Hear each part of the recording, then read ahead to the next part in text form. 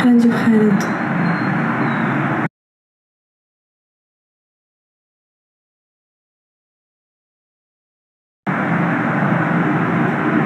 بوتنب انت وين مختفي بوتنب؟ ما شفت البوسة، ما انتبهت. طرشة تاني دزها. خليني احط لك هدف 10 بوسات. دزها.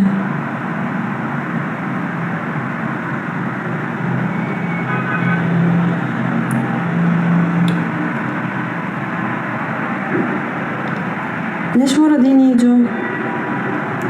مو راضيين. ما انتبهت. يلا دزها تاني اهو. ما انتبهت والله. خلاص اهو. يلا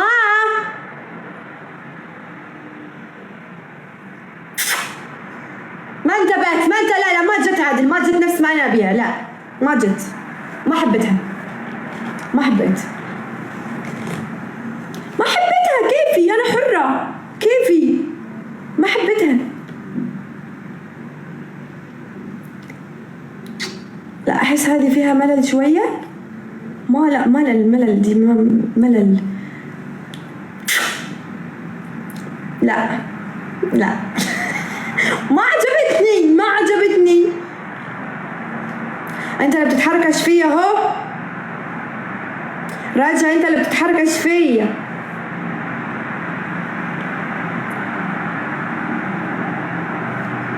يلا بوتانا بيبا يلا ما عجبتني يا اخي ارسلها. انت يعني حد غصبك على البوسة يا اخي.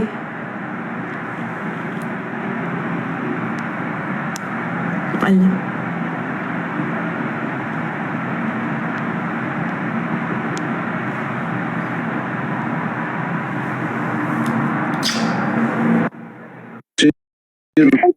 ندى شلونك؟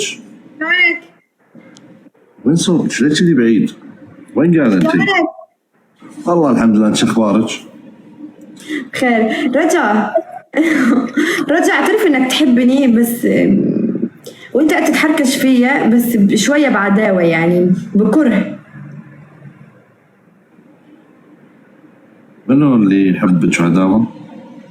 شوف بحكي لك سالفة. طيب كان في داعم. اوكي.